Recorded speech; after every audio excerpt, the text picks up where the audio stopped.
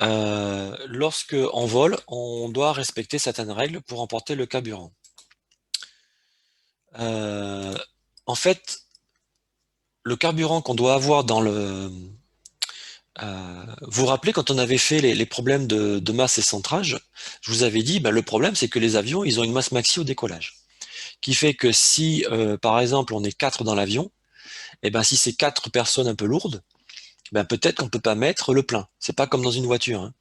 Dans un avion, il faut pas dépasser la masse maxi au décollage. Et dans les petits avions, et c'est vrai même pour les Airbus, hein, un Airbus par exemple où il y a qui est complet plus plein de bagages, eh ben il peut pas mettre, peut pas faire les pleins. Il est limité en carburant. Alors on va voir les règles. Ben, forcément, déjà, il me faut le carburant nécessaire pour faire le vol.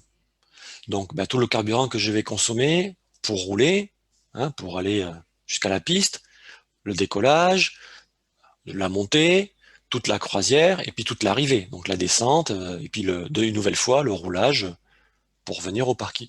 Donc tout ça, ben, mon moteur est allumé et donc ben, là il me faut mon carburant.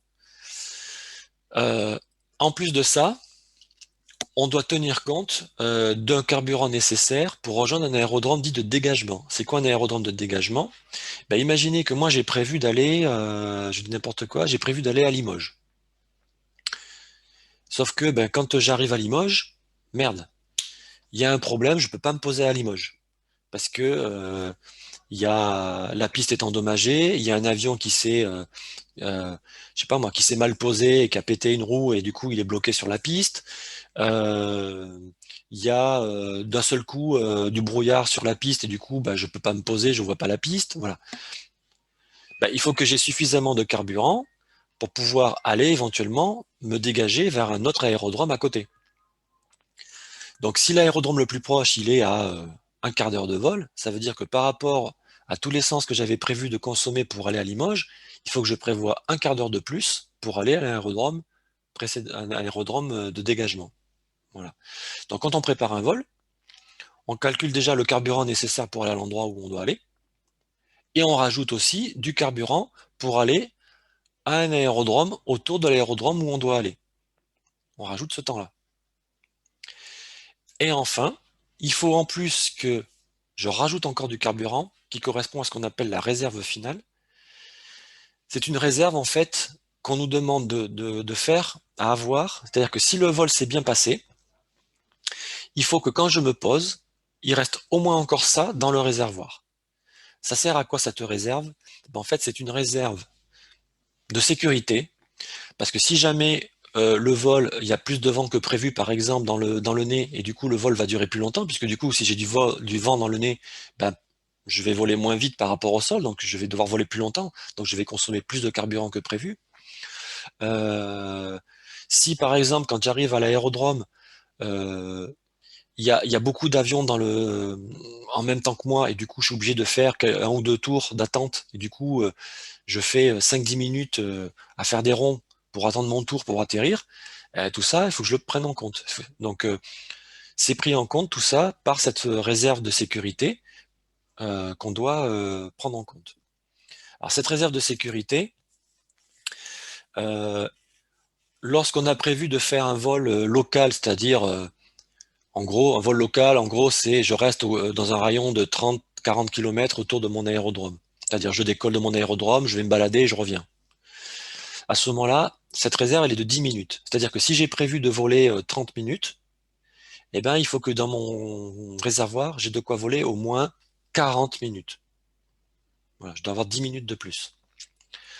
Si je fais une navigation, ça veut dire que je décolle d'un aérodrome et je me pose à un autre aérodrome. À ce moment-là, il faut que je rajoute 30 minutes. C'est-à-dire que si mon vol, j'ai prévu qu'il dure 1 heure, eh bien, il faut que j'ai au minimum 1 heure et demie de carburant dans mon réservoir. Si je fais un vol de nuit, à ce moment-là, c'est 45 minutes de réserve. Pourquoi 45 minutes? Pourquoi c'est beaucoup plus long? C'est parce qu'en fait, imaginons que Liban, on a un éclairage de piste, donc je peux faire du vol de nuit. Je décolle, Et puis, je vais faire ma petite balade de nuit, c'est vachement sympa, je vais voir le bassin de nuit, c'est super, je reviens à Libourne.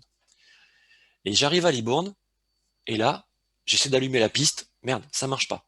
Ça marche plus, c'est en panne. Ça veut dire qu'il faut que je trouve un autre aérodrome qui dispose d'un éclairage de piste pour pouvoir me poser, puisque c'est la nuit. Le problème, c'est que les aérodromes disposant d'un éclairage de piste, il n'y en a pas beaucoup. C'est pas si répandu que ça. Et donc, l'aérodrome suivant où je vais avoir un éclairage de piste, pour aller me poser, mon aérodrome de dégagement, en fait, eh ben, potentiellement, il peut être très loin. Il peut être jusqu'à une demi-heure, voire 45 minutes de vol. Donc, c'est pour ça que de nuit, on met une grande marge, parce que les aérodromes éclairés où je peux me poser, si jamais le mien il est en panne, voilà, il n'y en a pas à tous les coins de rue. Là, en l'occurrence, par exemple, eh ben, j'irai éventuellement à Bergerac, euh, qui est à 20 minutes de Libourne, ou alors carrément à Mérignac, hein, par exemple, qui est aussi à peu près une vingtaine de minutes de vol. Voilà, donc du coup, moi, quand je veux choisir le carburant dont j'ai besoin, donc ça, on le fera ensemble quand on fera le vol de navigation après les examens, donc cet été, eh ben, je calcule le carburant dont j'ai besoin pour faire mon vol, je rajoute le carburant dont j'ai besoin pour rejoindre éventuellement un aérodrome de dégagement, et je rajoute encore le carburant dont j'ai besoin pour faire la réserve de sécurité. Donc 10, 30 ou 45 minutes selon le type de vol. Voilà. Donc ça fait beaucoup de carburant parfois.